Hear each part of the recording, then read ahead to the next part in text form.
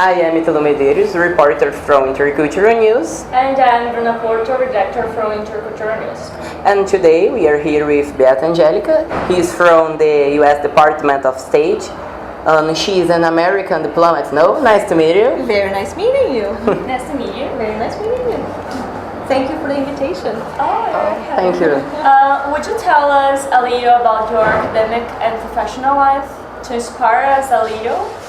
Well, sure, I'll be happy to. I mean, first of all, I wanted to say that you inspire me. Being here with you today and interacting with the students from the school, from CIEP 117, is a true inspiration to me. I see a group of young, intelligent, passionate people like you, and that gives me hope for the future, not just Brazil, but the whole world.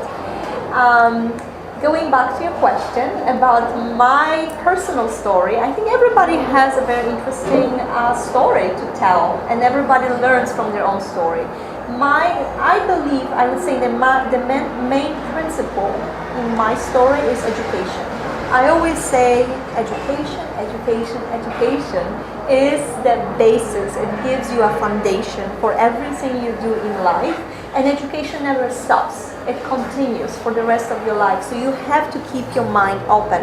I keep learning from you guys, from the young people.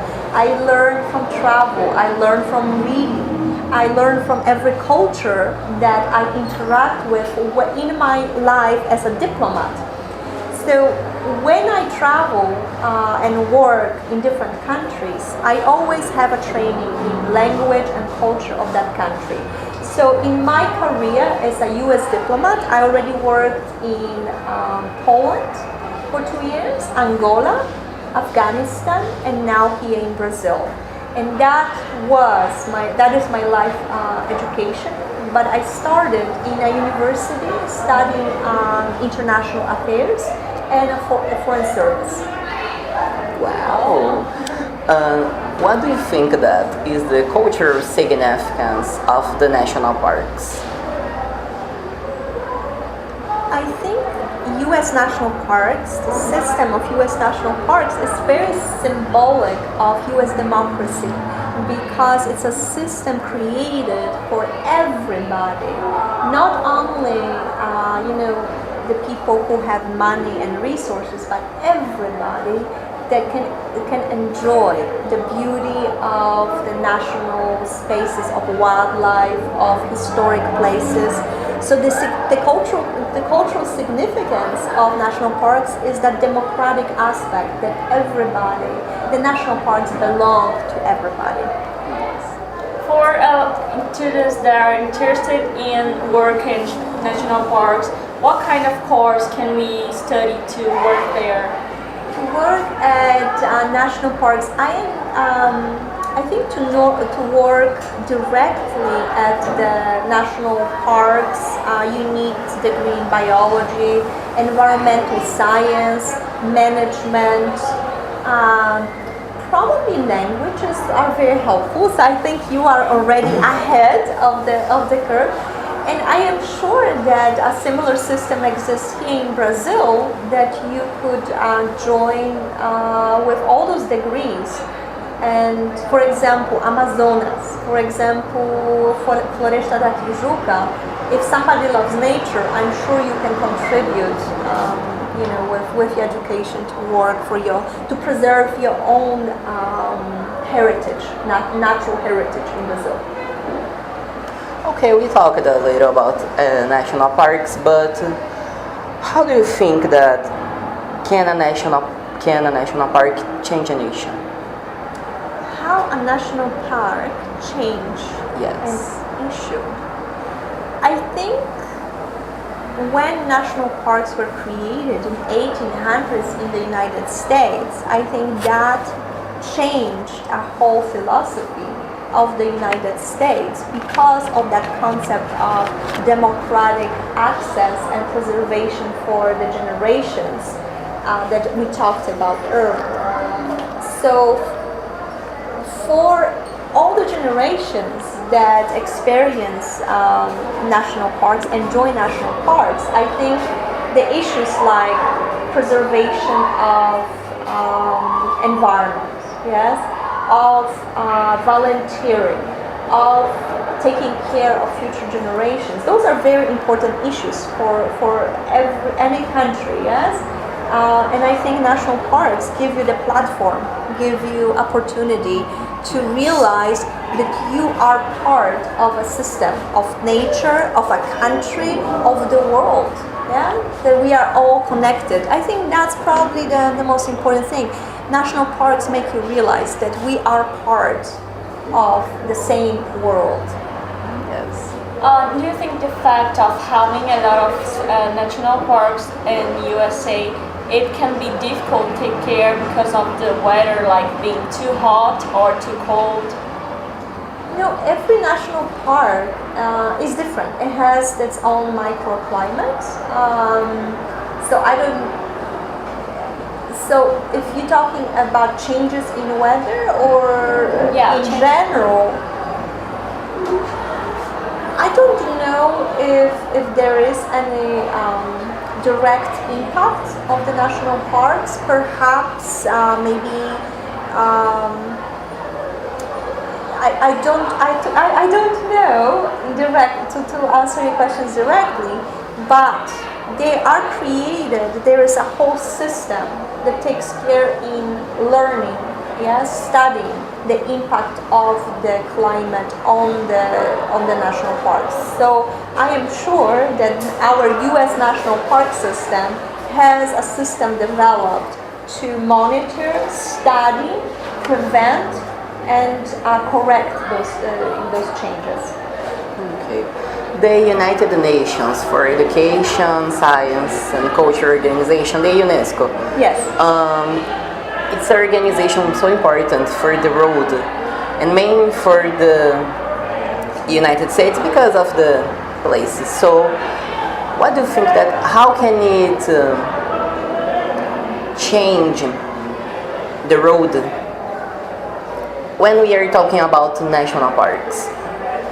Well, I mentioned in my presentation that there is several national parks, U.S. national parks, that are considered UNESCO heritage sites. Yes, and I also mentioned that you have Caio do Valongo here in the Rio de Janeiro Port region that is considered to be a UN UNESCO heritage site. Yes. So I think UNESCO is an organization that is extremely important to build a conscience of the global conscience. Again, back to the same message that we are all united, that we are all estamos juntos neste mundo, não é? That we all have responsibility for Amazonas, for the African Brazilian historical sites, all have responsibility to preserve Grand Canyon. It's a global responsibility. Yes. Based on your travels, on the countries that you have already visited, what kind of attitude you have already seen in the countries that we can bring to our daily life and to take care of our world? I've seen in my travels, in living in different countries, for the last 12 years, a growing consciousness with young people. I think young people are more aware that it's their responsibility to preserve their environment, to be more active in their communities. And I've seen that not just in one country, but everywhere I worked in Poland or Angola, or even Afghanistan, which has a lot of problems, and especially here in Brazil. When I work with young people, for example, from the communities, favela communities, and I see a lot of activism in journalism, in NGOs, different organizations, and young people take the action they're much more proactive in their approach. So I would say I think it's a global trend. It's not specific to one country. I think young people around the world realize that the future is theirs, like you do, and you have to be proactive in preserving that future. In our society of the technology, in the times that we are living now, how do you think that can we preserve the history of national parks, the history that they want to pass? I think the technology is a great tool to preserve past and a great tool for education. So for example, I recommended you to visit the YouTube and see the film about the national parks, Ken Burns' film, U.S. National Parks, America's Best Idea. That is available to everybody through technology. Also the website for the U.S. National Parks. You have games now, you have interactive applications that you can use when you visit national parks that make it more fun for kids, the whole families to visit national parks. So I think it's in everything we do. Yeah, it's an age of technology, but we have to always remember that technology is a tool. Yes, and we are humans, and we have our culture, history, and language that make us human, and technology can be used to develop those gifts that we already have, not replace it. To make just one more question, what's the message that you can pass to the young people who care about the world, but also people who don't care about the world? But what's the message you can tell these people to take care better and make the life a real life and a world that we can live better? I think for the people that care, I would say keep on and don't change. Make every small action count. For example, recycling, buying things that are sustainable, supporting businesses that have a social responsibility aspect. Those are all the actions that we can do to make this world more a better place. Yes, for the people who don't care, I would go back to my bottom line, which is education. An example. You guys are the best force to make people understand and care. I think the key is that a lot of people don't care because they don't know. So it's through education they learn things. So if you show them, for example, the campaigns, to raise awareness, will show people how important certain aspects are. For example, recycling. Yes, a lot of people don't realize how much waste is being created and goes into water, or how unhealthy things are.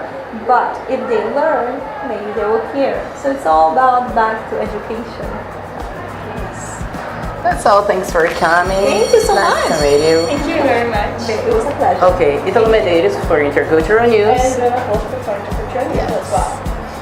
Great, thank you. Thank you.